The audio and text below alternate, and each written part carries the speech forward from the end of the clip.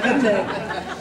We're going to go ahead and start out by bringing up our gubernatorial candidate, Phil Moffett, who many of you are familiar with. And who is here representing Bobbie Holsclaw tonight? We're here. Huh? Come on up.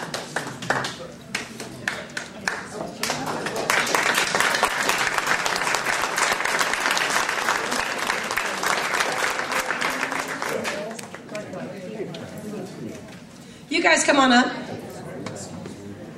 I will ask a question and then get out of the way. Now, your name, sir. Tonight, the role of Bobbie Holsclaw will be played by? Frank Friday. I'm Bobbie's attorney. Oh, he's Bobbie's attorney, so he knows all of the secrets. And like I said, you're comfortable being pretty much fire away with you?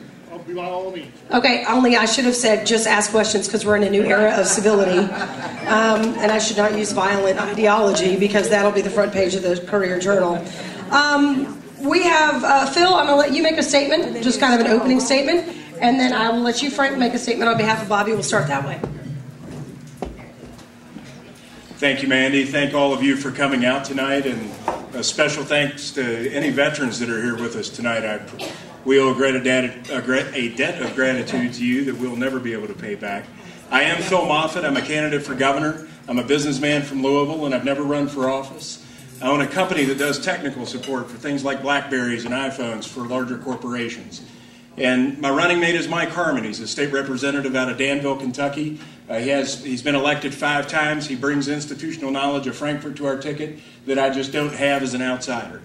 And our ticket, or our platform, is what we call the Four Corners platform. And to blow through that very quickly for you, it consists of, first, we're going to take up the fight against the federal government with the 9th and 10th Amendments of the Constitution. State sovereignty is something that the founders gave us, and we need to fight to protect, to get Obamacare out of our country, out of our state, and get the EPA out of our coal fields and the FDA out of our farms.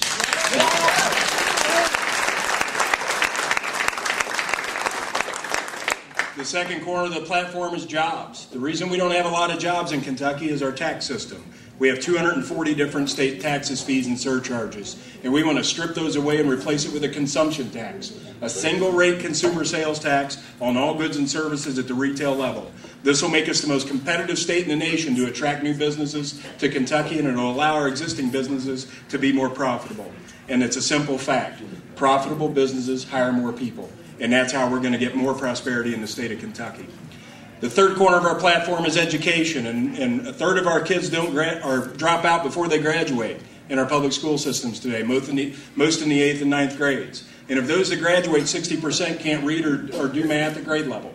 And it's because we have a system that has absolutely failed, and it's broken. And what we need to change is put accountability at the district level on where the superintendent's held accountable for everything. But we have to allow them to manage their personnel, their budgets, and their curriculum as they see fit. We also need discipline back in the classroom. We must allow teachers and principals to kick chronically disruptive kids out of class or even out of school if necessary, if they won't behave. They need to learn their actions have consequences in elementary school, not when they're 35 years old, can't pay their bills, and realize they didn't graduate high school at that point. The fourth corner of the platform is getting state government smaller and cutting our debt back.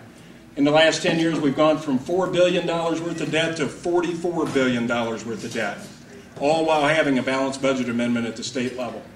It's an absolute shame.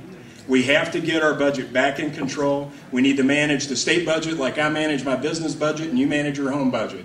And that means we don't spend money that we don't have, and we don't spend money before we get it. And if we can turn those two things around, we have an opportunity to save this state and save this nation. If we don't, we fail. We die in the sea of red ink that's coming. If there's one thing that I want you to remember about what I've said tonight, it's this. Forbes magazine ranked us as the worst run state in America back in October. The reason we're the worst run state in America is because of our leadership. You now have the opportunity to change that. It's in your hands, just as the founders said it would be. It's time for you to stand up and do what you believe.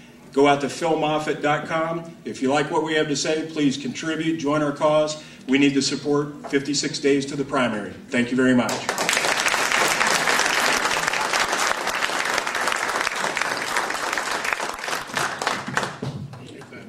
Well, thank you again. again for everybody coming out. It's a great crowd we have today. I remember the first Tea Party tax rally in 2009 at Jefferson Square, and watching that, and watching Mayor Abramson kind of hiding out in his office upstairs. I went by there and saw the speeches, and he had Howard Feynman and his little media toady there. I mean, you might remember that. Howard couldn't wait to get back on MSNBC and complain about all the crazies in Louisville. You know, how dare they oppose President Obama? President Obama was going to be so great, you know, as a president, and everything would be up and running once we got rid of George Bush. And so I guess it turned out great, didn't it? Not quite. Well, I think Phil made a good point, and it wasn't just Forbes magazine, but the Wall Street Journal said the same thing, that Kentucky officially has the absolute worst state government of all the 50 states. And I thought that was, you know, something I guess we can be proud of, but it's official. So we are number one in one thing. The reason, you know, we have 3 candidates running on the Republican side, and you know, I think some of you're all very knowledgeable about what's going on in politics. You've seen David Williams in operation, and you can see the good and bad and the problems he's having in the legislature right now. And you know, Bobbie is our county clerk. I think most of you are from around Jefferson County. She's been in office. She's going in her 4th term. She's running on one thing. She has not just good intentions and good ideas, but she has the experience and proven success. She's the only person in this race, not Governor Beshear, not Senator Williams, and not, you know, as Phil said, a new person coming in who I think has good ideas for the most part. But she's someone who has a proven record of success in keeping our finances sound. In March, she's going to turn over, at the end of this month, she's going to turn over another record surplus to the Metro Council because she didn't spend all the money she collected in fees. The sheriffs and county clerks in Kentucky are supposed to run a tight ship, and if they have any extra money, they don't keep it, they don't spend it, they're supposed to turn it back to the constituents, they turn it back to the county government. And Bobbie will set a record by giving over, in her last 3 terms, $7 million.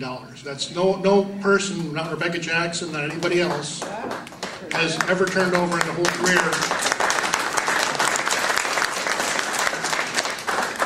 No one has ever turned over $1 million in her whole career, and Bobbie has done $7 million. So she runs a very tight ship, and that's what she wants to do when she gets to Frankfort. She has the experience and the knowledge to run an actual government agency. She knows where the waste is. She knows how to use real technology to put it to work in education, to put it to work in highways, to put it to work in criminal justice, in all the areas where we really need help, and we're just very flabby in Frankfort. We don't take advantage of all the things we could be doing to save you all money in our state government.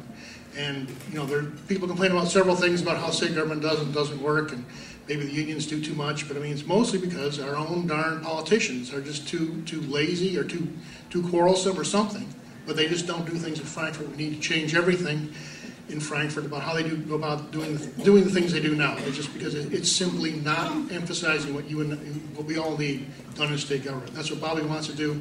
That's the only reason she's running. She wants to see something changed. She thinks she has a record of achievement she'd like to put to work for all of us in Frankfurt. Thank you.